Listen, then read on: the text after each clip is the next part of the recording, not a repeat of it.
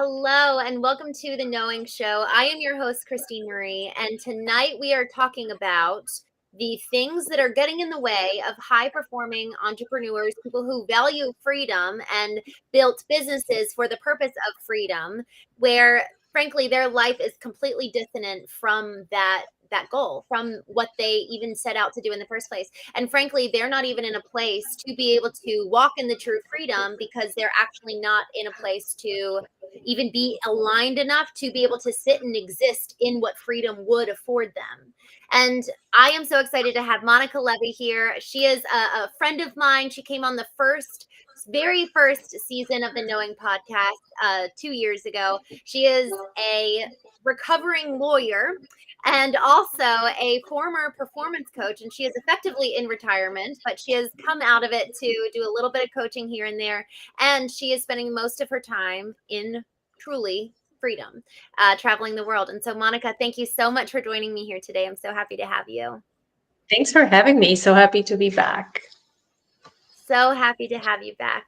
Monica, you have gone through, you had such an interesting upbringing, being raised in a communist country, very strict parents who gave you effectively a model and a standard of how to exist. And that kind of set you forward in your trajectory of being a lawyer and pursuing a very analytical white collar career. And since then, you've made changes throughout your life that have afforded more freedom. But I'd love to kind of backpedal a little bit because I was doing a whole workshop with someone called the Known Founder. So I was working with a decamillionaire. We were moving through what he wants, and he said, his goal is freedom. And we realized that effectively he was not even in a place to be able to live a life of peace that he espoused that he wanted. And so I want to talk about that, how there's a lot of disconnect between what the end target goal is that entrepreneurs say that they're searching for and fighting for, but they're actually not in a place to even receive that, because you said at the very beginning of the call, you've been transitioning from ambition to a state of being. And I want to talk about that. How do we allow for kind of almost that interchange where maybe even our external life doesn't change that much, but we're allowing for our inner stasis to be able to alter and then be able to walk in the freedom that we're ultimately all working towards anyways? I think this is such a deep and nuanced question, and I can go in many directions, but it's so true that so many of us aspire to an end outcome that we equate with freedom, but we rarely define what freedom will mean. And so we're chasing, usually it's a numerical goal or some sort of promotion or some sort of business outcome, but we haven't defined what's behind it. And so we end up either chasing the wrong goal or being in a life that isn't necessarily what we would have chosen. And it's easy to do so. There are so many societal messages around being productive and being successful and money, accomplishments, and milestones. And with social media, you're exposed to constant comparison. And so even if you were to have a goal and then you get there, you look at other folks who are ahead of you. And so the milestone keeps shifting. So it's very normal for that to happen. And I think if you're not mindful of constantly checking in and reassessing, more likely than not, you end up living a life that's not what you envisioned. And for me, and please ask all the questions that you need to kind of get what you need out of this. But for me, it has been a very gradual transition from being that person who's very goal focused and ambition focused, not for me, but for what I thought was the path, to listening in and getting to know myself and what I needed and defining that and letting it evolve and constantly going towards that. But it's been years in the making and years of making different shifts and uh, challenging myself to go against what I thought was success or what society thought success was or what my parents perhaps would have expected me, and leaning into the discomfort of that, but also being so much more aligned with what made me happy. So it's certainly been an evolution, especially coming from law, where it's all about prestige and titles and your identity. And so leaving that, and that kind of started the journey of, okay, if I can go through the difficulty of leaving behind the title of being a lawyer and the prestige and whatever came with that, I was just more at ease with checking with myself and deciding what I need and what my values were, which are always freedom and independence. But again, they will mean so many different things to so many different people. Mm, Yeah, so it's just been a great journey, but I feel the struggle, and a lot of my clients are in that struggle. And like you said, multi millionaires who are miserable and feel stuck in what they've currently created for themselves. mm. Yes. Oh my gosh, that they've currently created them for themselves. I think that that actually could be one of the very key pieces, that it's like, well, I made this. I have to see it through. I created this life that I'm living in.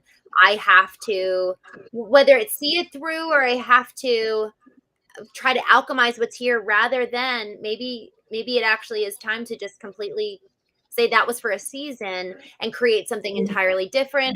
Can you talk about that a little bit? Like, what are actually the hangups? I heard what you said at the very beginning, and I want to circle back to that, of like, sometimes we don't even have a clear target of what we want in the first place. And so maybe that actually answers the question of, what are the biggest hangups that you're seeing with CEOs, the folks that you're coaching, when it comes to them making that transition that would allow for them to be able to walk in the freedom that they're seeking to create? Is it perhaps the fact that they literally don't know what they want? Yeah, I think there's so many variations of just the lack of examining or questioning their initial path or initial sort of belief in what they wanted. So they will say, I hate being the CEO, I hate running this company, but I can't. I have investors that rely on me, I have employees that rely on me, I have financial obligations, I have family, I want to leave a legacy. And that's fine, but they don't examine these stipulations that have placed on themselves. Like, they might very well be able to leave behind the thing that they despise and no longer find joy in, by starting to ask themselves, well, what if I could? How would that look like, by still honoring my obligations and still taking care of what is important to me? So oftentimes they don't ask, they just stay the course because that's what they've committed to, and they pride themselves in suffering through it. And of course, everyone has to decide the right solution for themselves, but we just don't even examine it. We say, this is what I've created and I have to stick it through, and that's how I value myself as a responsible CEO or leader. There's just Wow. so many options out there once we start at least allowing ourselves to question. But yeah, Mm, that's what I see the most commonly. And it's crazy because these people are so wealthy by most standards, right? Everyone's different, but they can easily find someone to replace them, train them. Like, there are solutions, but we just mm, tell ourselves, I'm stuck. And the same could be true for high net worth lawyers or doctors who just feel like, well, what else could I do with my life? And the mortgage and the family and my kids and the prestige, and that is a non-starter, because then you're just basically saying the rest of my life is going to be in this wow. unenjoyable path. Mm. And as you're saying that, Monica, I just had a thought, the noble reason is, I need to fulfill my commitment. I started this, I need to see it all the way through. Yet could that be a mask for, if you ask why 5 times, you'll eventually kind of get to the Mhm. core issue, or core fear. And so I wonder how much of that is really there as you're working with these folks, as they're examining their lives and really finding so much discontentment with it. It's like, have we dug deep enough to know what the core fear is? Yeah, I mean, you're spot on. That's exactly it. It's a mask because it's the known. As much as they don't like it, it's what they know.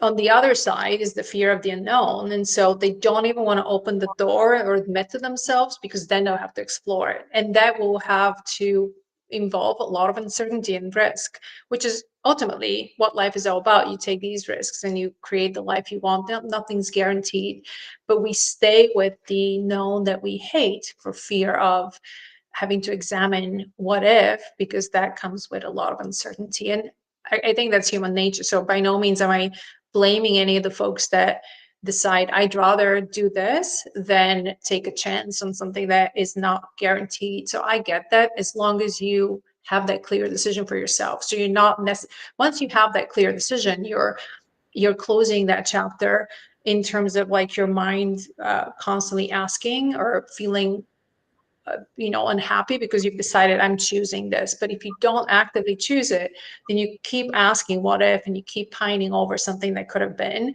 And I think that's the most toxic place to live in.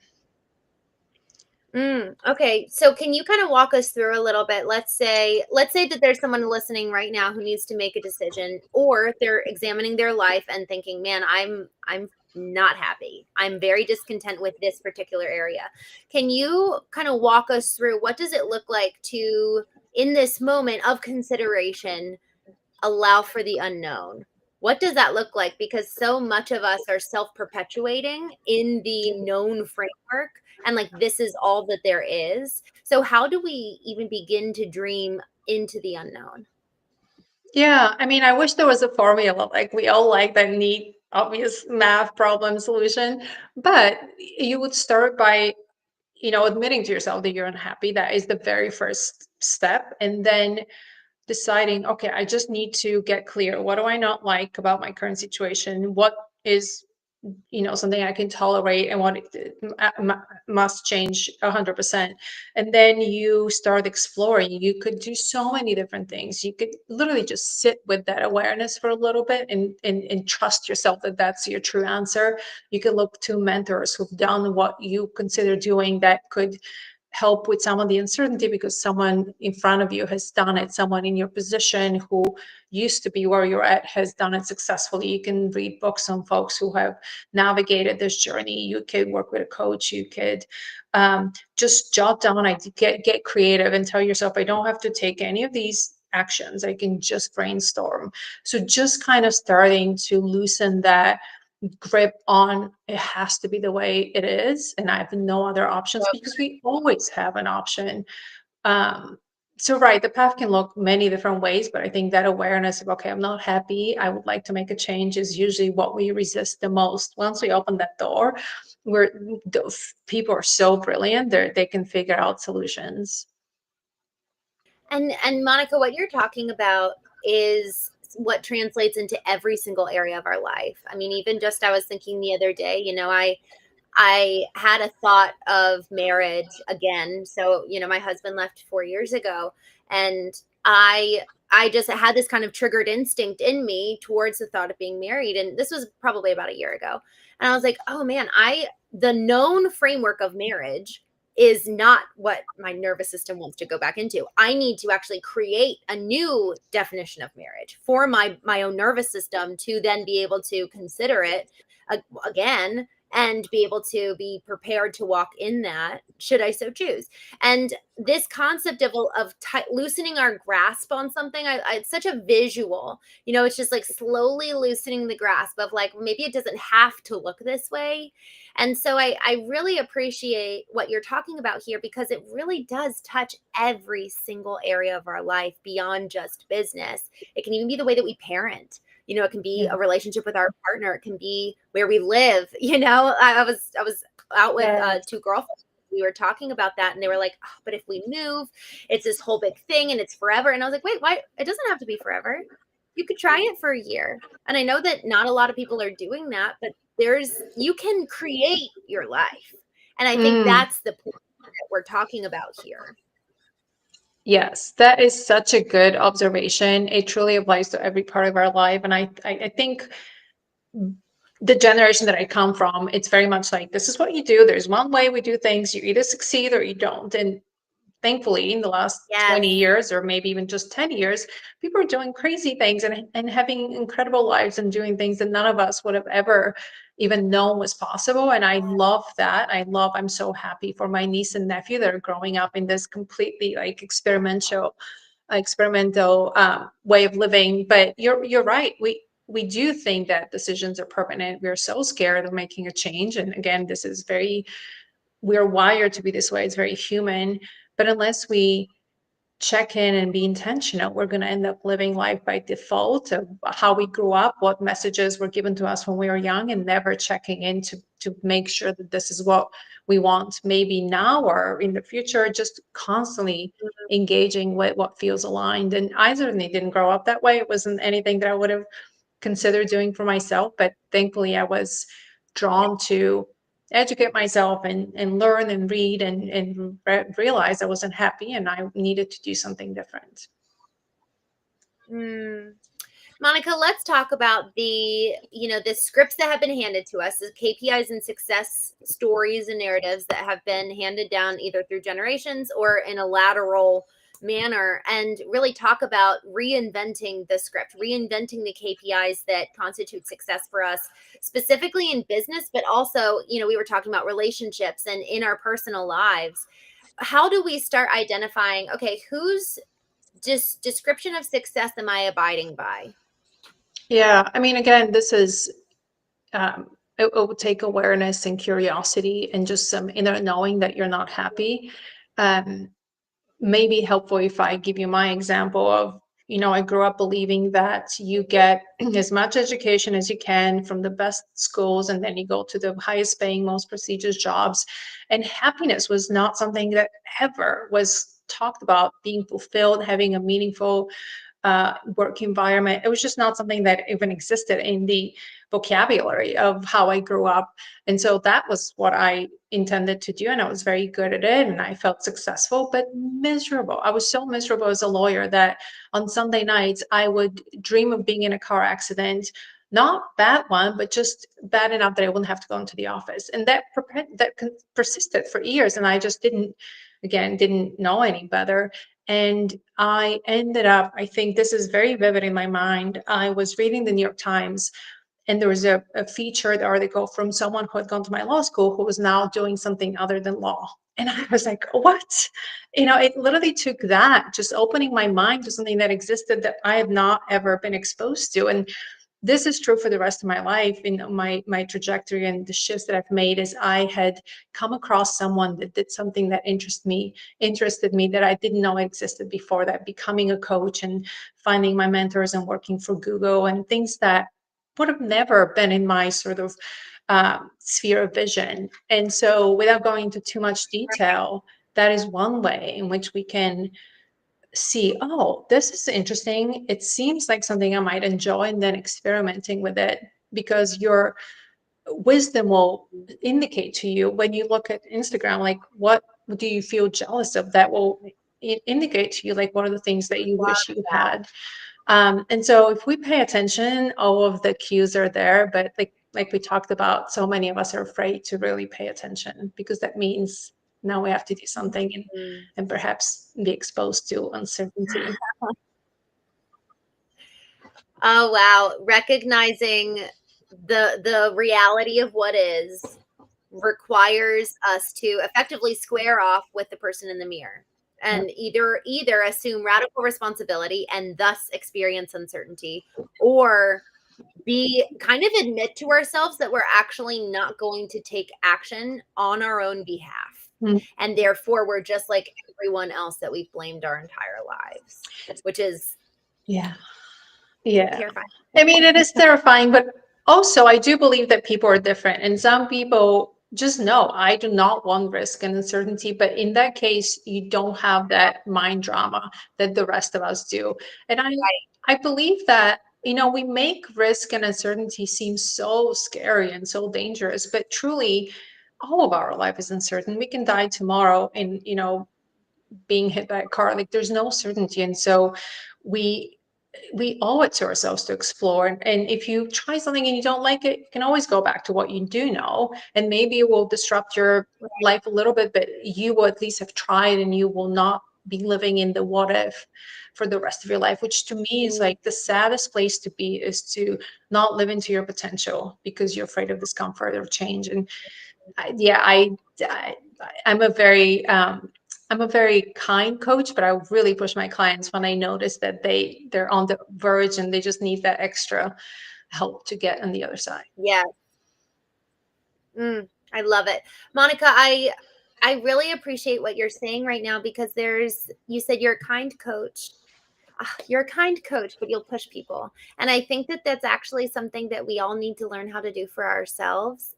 And a lot of times it comes by way of first having that coach experience to kind of learn how to cultivate the skills, and doing it in tandem with a coach. This element you said earlier about us being able to analyze some of those old narratives Oh, I'm still oh no. here. I'm still here. Okay, great. Just switch sides of the Yeah, screen. exactly. Um, so this whole idea of being able to be curious with ourselves and express kind of that gentleness, yet also let's kick our rear into gear.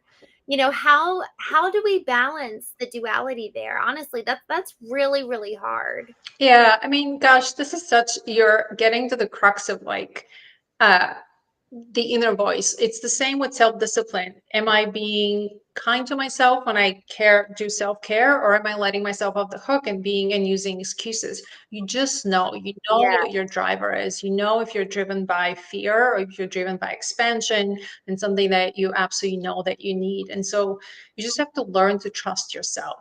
And when you Mm, act in accordance, you see the outcome. So is the outcome something that is what I want? And so you keep trusting yourself again. And if the outcome is not, then you know you're probably acting out of fear or excuses or something like that. But yes, I don't think there's a so good. black or white. Unfortunately, all the big questions in life are not black or white Right. answers. Well, and I want to just double click on what you said earlier. Um, you said that what we're jealous of can actually be a really good indicator of perhaps what we value or what we want. Mhm. And so that's a great self audit. Like, what am I just drawn to? What am I leaning towards? Where's kind of my natural inclination? What's life giving for me? I remember getting off set for just a random acting commercial 3 years ago, and I don't do acting consistently whatsoever, but I just got off and I left a message for my sisters. And I was like, I feel like I've been hooked up to an IV. I just have so much joy. I had the best day. And man, isn't that an Yeah. indicator of something, whether it's just a hobby or truly a profession, you know? Yeah, I mean, we don't have to I, be hard on ourselves if you notice that jealousy. Again, it's normal. If you take it, it could be something that motivates you instead of shutting it down. Yes. Yeah, that's so good. I want to talk a little bit about, you said that the one of the first ways that you can kind of wake up to this is through the recognition of this isn't what you want, and you talked about your experience of seeing that article about a law student or lawyer, I guess, who went in a completely different direction. But there's also other ways that people can kind of wake up to the fact that they're not living the life that they want. Can you talk a little bit about kind of that second experience in your life where there was a wake up call and it was more so to do with your physical health? Yeah, of course, I'm happy to. And this is pretty common, I'm sure people. Me, what happened wasn't necessarily an awareness of I'm not happy, but it was pushed towards changing for the next chapter. So 3 years ago, I was diagnosed. Oh, Mm, no, can you hear me? Okay.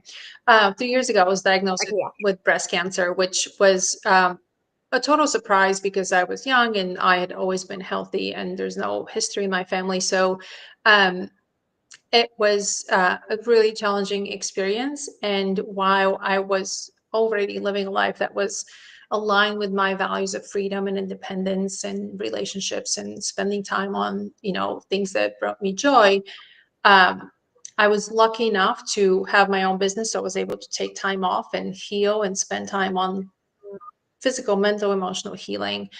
And it got me to this next chapter where I went from, even though I was doing the things I wanted to, I was still using the external scorecard of productivity and success, and I shifted more into just the joy of being and joy of resting, the joy of checking with myself and Mm, traveling and being around people I love. And again, you don't need something so drastic to create change, but it's certainly oftentimes accompanied by some sort of revisiting what is meaningful to you. How do you want to spend mm, your time if you're given this, not necessarily second chance, because a lot of people recover, but some sort of additional pressure to have a life that you're not wasting. And so I'd already been well on the path of really being happy with how I was spending my time, but this took me to the next level of I work only when I want to and only with clients that I want to help. And the rest of my time is really spent on not selfishly, but the things that bring me joy in terms of reading and personal development and a lot of other interests that I have developed since. So has, again, Mhm. a journey process. It's taken time, but I'm really lucky to be where I'm at and do what I do. I love it. Monica, I thank you for sharing that because you're so right. We don't have to wait until something like that happens. And God forbid we do wait until something Mhm. like that happens. There's this lyric in a song that I just absolutely love. And it says, I want to live this one wild life and I want to rip it apart. Ah, And I there's love there's it. like a I know. I get excited. Like I feel it. I Yeah. feel that concept of just ripping life apart and living it so fully. And we cannot do that if we are living according to someone else's script. We cannot do that if we are living according to someone else's KPIs for what indicates success in any area of our life, much less many of them. So I just am so grateful for your example of doing this because you've come from such a dramatic place of, communist background. Like you said, you were living in a colorless world. And I'll drop the link to our first conversation. But man, are you living a colorful one now? Thank you. Yeah, it feels that way. And just to say something more on what you are, giving as an example, if we wait until this big negative event happens and we have done nothing to get us closer to where we want to be, Mm, the change will be so overwhelming at that point that we may not be able to do wow. it. And I see this so many So, times with lawyers or executives who are just waiting until X happens, until the kids are out of school, until the business is sold, until they wow. make the next promotion. And they're waiting to live until then. They're practically putting everything they enjoy on hold until they hit the milestone, which they may or may not get to because life doesn't wait. And that is a really Mm, scary proposition. If we talk about fear and talk about risk, to me, that is the greatest risk. mm, to wait. Wow. Monica, what is one change that every person listening to this should take today? One change, one question they should ask themselves, what's one thing that they should do as a response to this honor, the reminder of let's not wait. Not sure about a change because everyone is at a different place, but question, it should be something like, am I living according to my own values? And that Mm, is broad enough that, and they keep asking and journaling on that, that will get them a deeper understanding of what, if anything, needs to change. And again, I don't ever recommend huge sweeping shifts. Maybe sometimes you need this and you need to get out of a toxic relationship or something that absolutely needs to be a big shift. But our nervous system right. is better designed for smaller gradual steps because it feels like Mm, we can handle this and nothing is too overwhelming. And that's what I have done. Like none of my shifts have been so big that I was super scared. Again, everyone's different, but that's what I would recommend to my clients. That's what works for me because we are, again, designed to resist change. And so if something feels too drastic, it would be a little more challenging to implement. mm, so good. Monica, thank you so much. I love how you said in that example to journal. Well, take time to journal. Answer that question. Mhm. Am I living my life or am I living someone else's? Monica, thank you so much for joining me today. I'm so grateful for you and excited to hear more about your travels. Likewise. And thanks for having me. So happy to be on. So grateful for you. Friends, I will see you tomorrow.